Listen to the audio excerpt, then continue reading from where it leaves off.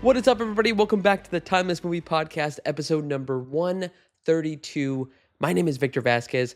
Appreciate you joining me on this episode and this channel where we talk about new movies that come out in theaters or in streaming. We'll break them down on this podcast. I like to split it up into two different sections. Section one, non-spoiler. That way it kind of gives you an idea whether you should check out this movie or skip it.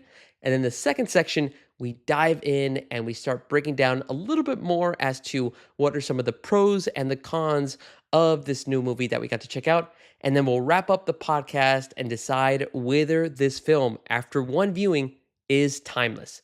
Is it a movie that I can see myself rewatching in the future?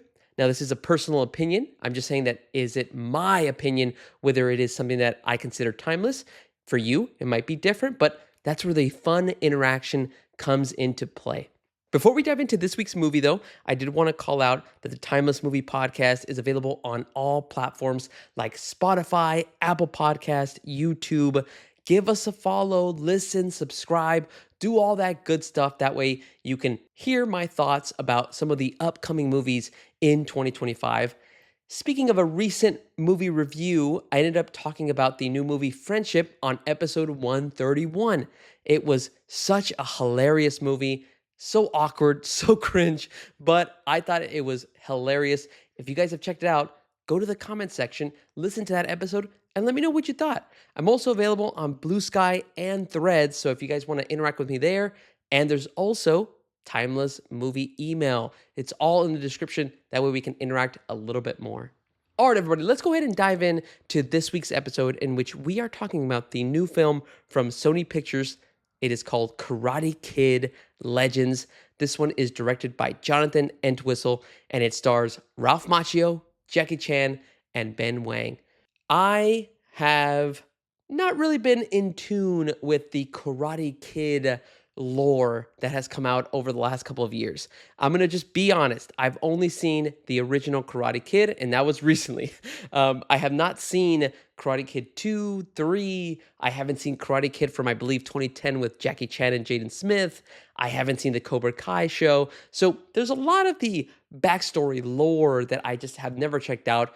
But I thought, you know what? This is a new movie. I'm always into action, and so I wanted to give this one a shot in regards to whether it would really grab my attention and make me want to explore some of the other movies, or if it was just a one-off movie that I can just kind of have fun with over this past weekend. So that's just a little bit of the background in regards to my history with the Karate Kid lore and movies. So let's go ahead and now. I got to check it out on opening night. Here are my non-spoiler thoughts for Karate Kid Legends. Now that I got to check it out, I will say that I left the theaters in a pretty good mood. I had a good time with Karate Kid Legends. It is a pretty good movie. Didn't blow me away, didn't surprise me with this emotional aspect to the movie. It was just a solid movie. I will say, because I've only seen Karate Kid, it is pretty much beat for beat what the original Karate Kid from 1984 is. There's a lot of similar elements, especially what the main character Lee ends up going through, very similar to what Ralph Macchio's Daniel went through.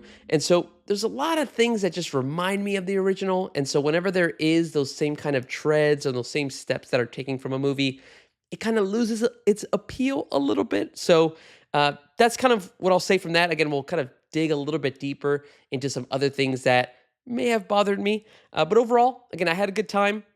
Although I did feel like it felt very similar, I also didn't feel lost. I mentioned a little bit before that I have not seen a lot of the other films and the Cobra Kai show that I think lasted 6 seasons. So there's a lot of backstory that I don't know, yet I never felt lost. I never felt like because I didn't do my homework, that I'm just not understanding what is going on in this story. So I really appreciated what they were able to do in this film to not have to really rely on what has happened before. As long as you know Daniel and you know who Mr. Han is, you're pretty much good to go. Okay, let me give you a little bit of a synopsis in regards to Karate Kid Legends. That way, if you have any sense of wanting to go to the theaters and check this one out, hopefully this little plot synopsis gives you an idea as to what is going to take place. Once again, very similar to the original Karate Kid in 1984. But here we go. The story essentially kind of starts you off with a little bit of a brief history in regards to some of the origins of these different martial arts like Kung Fu and Karate. And it basically tries to let you know as an audience member that although these are different types of styles, they're two branches of the same tree. And so it's kind of setting you up in regards to what's going to happen in this movie in regards to the combining of different types of styles like Kung Fu and Karate. And then we eventually get to meet our main character named Li Fong. Li, played by the actor Ben Wong, is a student for Mr. Han Shifu, who is played by Jackie Chan. He has a school of Kung Fu in Beijing, China. And so Li is here training, but then he ends up going into hiding in the school because he realizes that his mom is coming to the school unannounced. And, because of that feeling of being unannounced, he knows that he's in trouble for some type of reason. And so Lee's mom ends up not finding Lee, instead talks to Han and tells him that her and Lee are actually going to be moving away from Beijing and going to New York because Lee's mother ends up getting a job at a hospital in New York as a doctor. And so she's basically getting everything and basically taking Lee with her. And a little bit of the reasons why she's moving is not only because she got a new job, but they're also trying to get away from something that happened to Lee's older brother. Hasn't been explained at this point of the story, but if you watch it, you'll understand a little bit of that inspiration or really understanding as to why they're making that move. And so Lee, not happy with the move, is forced to now go on to start a new life without Kung Fu in New York. And so he's basically asked to not ever think about Kung Fu anymore, not get into any fights. And it's all because of what his mother wants to instill in him is basically, let's just move away from this Kung Fu style and life because it's only brought us pain. However, as you would expect in these types of stories, Lee cannot escape Kung Fu that easily. And he ends up meeting a couple of friends, ends up getting into a couple of interactions, and before you know it, he gets thrust right back in to the Kung Fu life, and he actually ends up entering a karate competition and tournament. And so he's not going to be able to escape that easily, and he ends up getting into these very interesting situations with, again, not only some of his friends, but some enemies that he ends up making along the way. So that is essentially a little bit of the understanding as to what the story takes place in regards to Karate Kid Legends. Once again, I want to say overall, this movie was enjoyable for me. I had a pretty good time. The action was, pretty good. I wouldn't say it was anything that would just blew my socks off. I did expect a little bit more and to be able to see a lot more of the different styles of Kung Fu and Karate. And you see some of that, but again, it's nothing that's going to make me declare that it is the best action that I've seen this year. I will say, though, that as a recommendation, if you are a fan of the Karate Kid series and you are interested in these types of movies, I would say that this is not a must watch, so you can actually wait for this one on streaming. If you have never seen any of the Karate Kids, I would actually say you could skip this one and watch the OG, the original from 1984. I thought that one was a great movie as well. So those are going to be my recommendations for this film. All right. Now that we've kind of talked a little bit non-spoiler, let's go ahead and now flip the script and talk a little bit more into the spoiler territory of Karate Kid Legends. So if you have not seen the movie or you do not want to be spoiled, feel free to jump out of the video, watch the movie, come back, and then in the comments, go ahead and agree, disagree, leave me a comment, any questions on what you thought about my opinions in regards to this movie. Okay, I rambled long enough. Hopefully that gave you enough time to jump out as we're going to start spoiling it. So first pro of Karate Kid Legends that I want to call out is I thought it was really unique on how they used animation within this movie. First section that you see animation in this film is, like I mentioned a little bit in the synopsis, you see a kind of brief history as to the mixing of styles of Kung Fu and Karate, where they come from, and how they're really just different branches on the same tree. Even though they are completely different types of styles, everything kind of originates from the same kind of concept.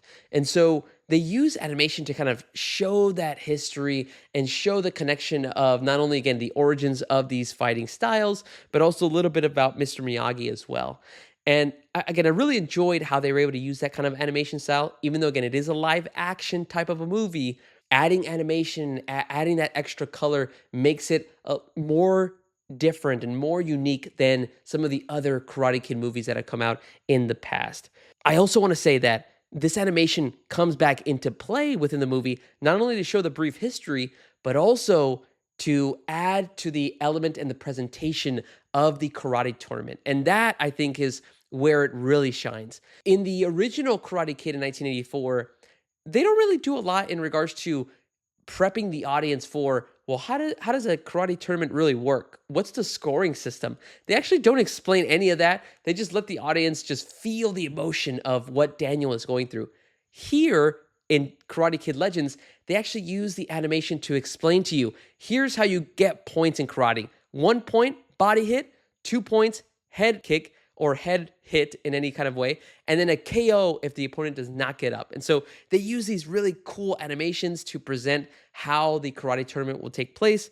And just really the entire setup of this karate tournament feels legit. I really dug how they would made it feel like if it was something that you could actually see happening, like either being presented on ESPN or something like that, where you have somebody on a mic and they're just talking you through and narrating, here's all of the competitors, here's how you score points, here's how you eventually get to the finals, and all this different stuff. So the entire presentation of the karate tournament, which included animation, made it very different than what I was expecting. And it made me appreciate more of it because, again, first of all, it explained the rules of some of the karate tournaments, but it also made it very interesting and modern because they're using this kind of cool animation style. So I wanted to just call that out, that that whole setup of using animation for history, but also for the karate tournament, made me dig it a lot more, and it made me look forward to the final showdown towards the end of the third act. All right, second pro for me that I want to call out is I really like the chemistry that Lee had with all of the supporting cast around him. Now, I'm not going to say that it was great writing and some awesome dialogue, but it made me at least be able to connect with Lee and the other characters. Like whether he was hanging out with this one girl that he got to meet at a pizza shop named Mia, they were going around New York touring and just kind of showing Lee all the different types of spots in New York. And then Lee would return the favor for Mia and kind of teach her a little bit of Mandarin. Or you have Lee interact with one of his friends, Alan. Alan is like more of like a support or tutor, teaching him a little bit about calculus, and they have their little funny moments in regards to trying to get ready for the SATs. Or if it's Lee just interacting with his kung fu master, Han, or his new karate master, Daniel. All of those interactions, they felt natural. And you don't have to have the best writing or the best dialogue, but as long as you make it feel authentic, you make it feel like, yeah, I could see this conversation happening, and you make me care about the characters that are showing up on screen, you've already got a point in my book, if that really matters at all. But again, I wanted to call that out, that really dug how they were able to leverage a lot of the supporting cast members around Lee to make you really feel like, okay, he has an actual cool support system, and everybody kind of is doing their part to help him out in some way. All right, and then the last pro that I had about Karate Kids Legends is the way that they integrated a specific plot point for Lee's character. Lee, as compared to Daniel in the original movie, Daniel had a little bit of karate experience, but he didn't really have a master. He didn't have a teacher. On this film specifically, Lee, you meet him and he's already mastered Kung Fu. He is a prodigy that has been working with Han for many years. And so there's a different aspect that you have to take in this film, in that Lee obviously is going to learn more about karate, but you have to add another element to make it a little bit more challenging for him, right? Because he already has the skills. So how do you stop somebody that already has skills? Well, you put a specific psychological moment that will freeze him in various different types of moments within the film. And I thought that was really genius. And so for him, the psychological moment is Lee's older brother, Bo, ends up dying. Now, the reason he died is because Bo was also into Kung Fu. He would train with Lee in the Han school that he had in Beijing. But after a tournament, a competitor that lost to Bo ended up stabbing him, and he did not make it. And Lee has this recurring nightmare where he just sees his brother on the floor and he has nothing to do but just to stay in this state of shock. And he basically freezes. He doesn't know how to help doesn't know what to do. He doesn't even know how to call for help because he just gets stuck in this frozen state. And so you see Lee get into those moments various different times in the film, and he just keeps running through that memory over and over again. So again, I really dug that they included for a kung fu student like Lee. He already had the skills. So how do you put a specific situation where it blocks him from continuing to stay focused? You bring back this kind of a memory that will slow him down a little bit. And then the story now becomes, can you push through, right? Can you get up after being knocked down and being in the state of being frozen and kind of push through to still accomplish what you need to accomplish? So again, I really liked how they kind of incorporated that into Lee's story, which again made me connect to his character a little bit more. All right, those are all the pros I had. Let me move on to some of the cons. These are just going to be very slight nitpicks of what I did not enjoy about the movie. So again, not that they just completely ruined my experience. It's just more so that, just things that I noticed. First con that I have is this is a Karate Kid movie, so I was expecting action. However, considering that we have such modern technology, we have great ways to capture different types of action, and we have great fight choreographers, I was really hoping that we are going to be able to show off some really cool kung fu and karate moves and show it in a way that you can capture it maybe in one take or not have to cut too many times. Instead, there was a lot of the action that just felt like it was cut too many times, cutting to different angles, perspectives. And so it never felt like it was very clean and precise. Instead, it just felt like it was being edited like crazy. And so just wanted to call that out. It didn't happen too many times, but I really would have hoped that, hey, for this new audience that maybe has never seen Karate Kid, let's set them up for some of the coolest action that they might be able to see. And I didn't feel like we hit the mark on that for this specific film. Second little nitpick that I had was I felt like there was a lot of similar beats to the original Karate Kid in 1984. You have a mother and son moving, from one country or one place to another.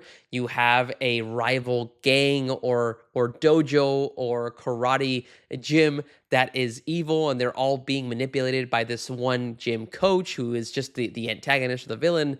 And so there's a lot of similar things that end up occurring in this film that, again, I don't mind because, well, I guess you know what? I do mind because it's a nitpick, right? but I understand why most folks wouldn't mind, because you have people that have never seen any of the Karate Kids movies, so this could be their first entry into this type of story. And so for them, they wouldn't care. But me, I've seen the original, and so I feel like there was a lot of similar beats that happened, even with the Mia, the character. You have this relationship that Lee and Mia are starting to make, and you find out that the ex-boyfriend is, guess who? The villain or one of the antagonists that Lee will have to face in the karate tournament. So, all this different stuff that, that just felt so familiar. And it could be a benefit, but in this case, it's a little bit of a disadvantage, just in my personal opinion. So that's a second con or nitpick that I had. All right. Those are all the stuff that I wanted to bring out in regards to pros and cons. Let me give some awards for Karate Kid Legends. Some things that I really enjoyed from performances or moments in the movie. That way you have a better idea as to what are those specific aspects or highlights that you should be on the lookout for if you have not seen Karate Kid Legends. Let's start with MVP. Who is that one character that is pretty much needed in this film to keep it going? For me, it's going to be Jackie Chan as Han Shifu. He has some of the funniest lines. He has some hilarious moments. His facial reactions, everything that Jackie Chan does as the character of Han is just so awesome. And he just oozes this feeling of being so cool just because you know his history. You know how much of an action star he was and still is. And he still busts out some cool moves in this movie. So really got to give a shout out to Jackie Chan. He is the MVP for me in Karate Kids Legends. Best scene or moment, that award is going to go to this one scene where you have Han and Daniel teaching Lee the different types of ways to get ready for this karate combat that's going to be happening in the third act.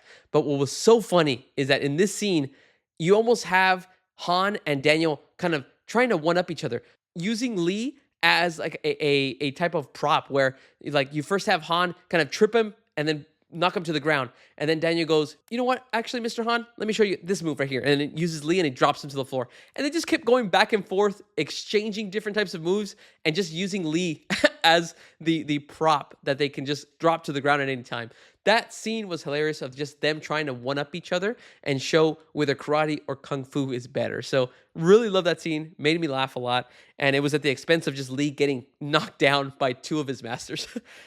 All right, and then last but not least, we have the best shot or frame of this movie. And it actually takes place in the third act. You have it when the final showdown is between Lee and the antagonist Connor, and they are actually, I forgot to mention this earlier, but the final is actually called the Showdown in the Sky because the actual competition of the final is done 60 floors up at the rooftop of a specific building in New York, and it just looks so cool. So my favorite shot is actually when you have Lee get onto the actual mat where the competition is about to be had, and he's just standing right in the middle, and then the camera just pans out so you can see the New York skyline with Lee just getting ready to compete against Connor. That was a really epic shot as well. All right, everybody, those are all of my thoughts, my opinions on Karate Kid Legends. Now let's go ahead and wrap this up so that we can decide whether Karate Kid Legends is a timeless movie. Would I, Victor Vasquez, watch this movie again and add it to my rotation as one of my favorite movies that I really enjoy watching? For me, very simple answer. It is a no in regards to it being timeless. I think one of the bigger factors as to why I don't consider it timeless is because of the fact that it just feels very similar and it kind of copies a little bit of those elements from the original Karate Kid. There are some modern elements. You have Lee actually being a teacher himself and helping out a character named Victor, getting him back into the ring as a boxer. That you have the animation styles. So there's a couple of modern elements, but I really wish they could have just gone a different direction and not followed the same type of trajectory that Daniel did in the 1984 film. So because of those similar elements and some of the nitpicks that I called out, it is not a timeless movie for me. But what do you all think? Is this a timeless movie for you? Let me know down below in the comments. I would love to interact. That way we can discuss back and forth what you liked and didn't like about this movie. And again, really want to know if maybe I'm totally wrong. Maybe Karate Kid Legends is maybe your first entry into the series and you thought it was awesome. If you do, let me know down below. All right, everybody. Those are all of my thoughts in regards to Karate Kid Legends. My name is Victor Vasquez. This has been episode number 132 of the Timeless Movie Podcast. Make sure to check out next week's episode as we cover a new film and we decide whether it is timeless. I'm a little scared of this next episode because we're going to be covering a scary movie and it's called Bring Her Back from A24. I don't know if I'm ready, but we're going to watch it. All right, guys, thank you so much, and I'll talk to you guys later.